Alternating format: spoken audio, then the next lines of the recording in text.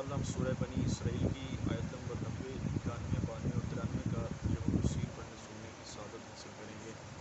اعوذ باللہ من الشیطان الرجیم، بسم اللہ الرحمن الرحیم۔ وقالوا لن نؤمن لك حتى تفجر لنا من الأرض ينبوعا أو تكون لك جنة من نخيل وعنب وتفجر الأنهار خلالها تفجيرا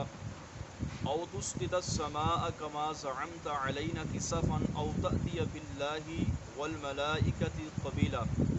أو يكون لك بيت من زخرف أو ترقى في السماء ولن نؤمن لرقيك حتى تنزل علينا كتابا نقرأه قل سبحان ربي هل كنت إلا بشرا رسولا۔ ترجمہ کنز العرفان۔ اور انہوں نے کہا ہم تم پر ہرگز ایمان نہ لائیں گے یہاں تک کہ تم ہمارے لیے زمین سے کوئی چشمہ بہا دو یا تمہارے لیے کھجوروں اور انگوروں کا کوئی باغ ہو، پھر تم ان کے درمیان خوب نہریں جاری کر دو، یا تم ہم پر آسمان کے ٹکڑے ٹکڑے کر کے گرا دو جیسا تم نے کہا، یا اللہ اور فرشتوں کو ہمارے سامنے لے آؤ،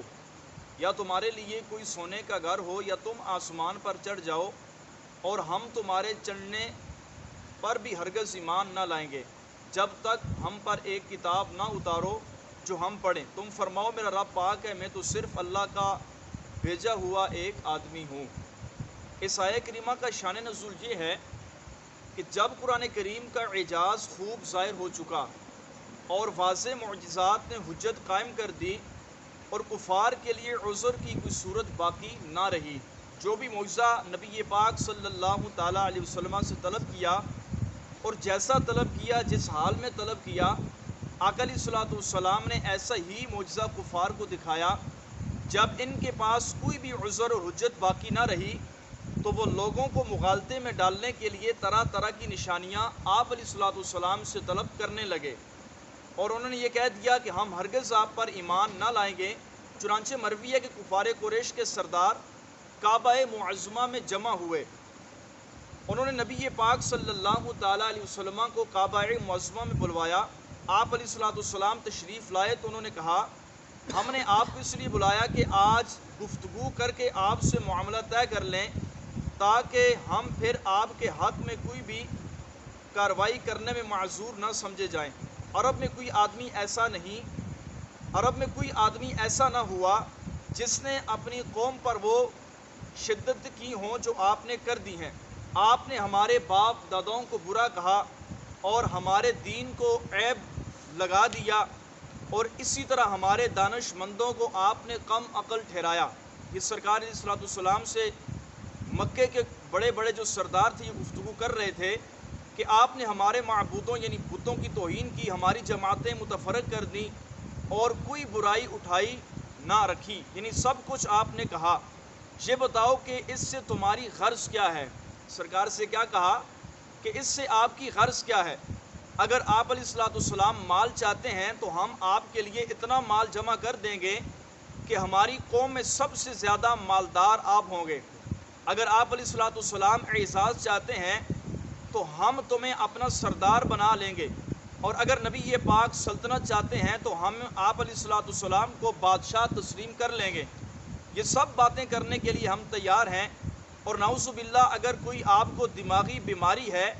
تو ہم آپ علیہ الصلوۃ والسلام کا علاج کروائیں گے، سارے کا سارا خرچہ ہم اٹھائیں گے۔ یہ کفار نے نبی پاک سے باتیں کی۔ سرکار دو عالم صلی اللہ تعالیٰ علیہ وسلم نے فرمایا ان میں سے کوئی بات نہیں، اور میں مال، سلطنت، سرداری کسی بھی چیز کا طلبگار نہیں۔ ان ظالموں کو کیا پتا کہ یہ اللہ کے محبوب و رسول ہیں کہ دونوں جہاں کے خزانوں کی چابیاں ان کے ہاتھ میں ہیں، ہمارے مال، حقیر دولت کی ان کو بھلا کیا ضرورت؟ بات صرف اتنی ہے کہ اللہ نے مجھے رسول بنا کر بھیجا ہے اور مجھ پر اپنی کتاب قرآن نازل فرمائی ہے، اور مجھے حکم دیا کہ میں تمہیں اس کے ماننے پر اللہ تعالیٰ کی رضا اور نعمت و آخرت کی بشارت دوں، انکار کرنے پر عذاب الہی کا خوف دلاؤں۔ میں نے تمہیں اپنے رب کا پیغام پہنچایا، اگر تم اسے قبول کرو گے تو تمہارے لیے دنیا و آخرت میں خوش نصیبی ہے، اور اگر نہ مانو تو میں صبر کروں گا، اللہ کریم جل جلالہ کے فیصلے کا انتظار کروں گا۔ اس پر انہوں نے کفار مکہ نے کہا اے محمد اگر آپ ہماری معرفت کو قبول نہیں کرتے، ہماری معروضات یعنی عرضوں کو قبول نہیں کرتے،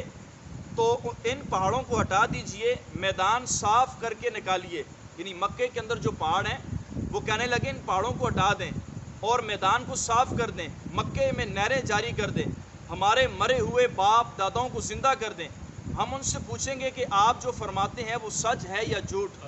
اور اگر وہ کہہ دیں گے تو ہم آپ کو مان لیں گے۔ نبی پاک صلی اللہ تعالی علیہ وسلم نے فرمایا، میں ان باتوں کے لیے نہیں بھیجا گیا، جو پہنچانے کے لیے بھیجا گیا تھا وہ میں نے پہنچا دیا۔ یعنی اگر نبی پاک صلی اللہ تعالی علیہ وسلم چاہتے تو آپ علیہ السلام مکے کے پہاڑوں کو بھی ہٹا سکتے تھے۔ آپ علیہ السلام چاہتے تو اللہ محبوب کے واسطے مکے کے اندر دودھ کی نہریں بھی جاری کر سکتا تھا۔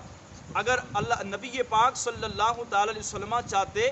تو سرکار علیہ السلام ان کے مرے ہوئے لوگوں کو بھی زندہ کر دیتے اور وہ نبی پاک کی نبوت اور رسالت کی گواہی بھی دے دیتے۔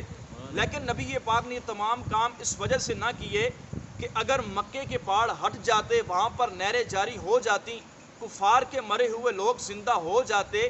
تب بھی یہ لوگ نبی پاک پر ایمان لے کر نہ آتے۔ ان کا مقصد آپ علیہ السلام کی تکذیب کرنا، نبی پاک کی توہین کرنا تھا، نہ کہ آپ علیہ السلام پر ایمان لانا۔ تو یہ چونکہ اندھے ہو چکے تھے تو اس لیے بڑے بڑے معجزات دیکھ کر بھی ایمان نہ لائے۔ تو یہ جو معجزوں کا انہوں نے مطالبہ کیا تھا، اگر نبی پاک یہ معجزے بھی ان کے پورے کر دیتے تو تب بھی یہ نبی پاک علیہ السلام پر ایمان لے کر نہ آتے۔ تو فرماتے ہیں اس مجلس میں جب نبی پاک سے گفتگو ہوئی تو اس مجلس سے عبداللہ بن امی آپ علیہ السلام کے ساتھ اٹھا اور کہنے لگا، خدا کی قسم میں کبھی بھی ایمان نہ لاؤں گا جب تک آپ سیڑھی لگا کر آسمان پہ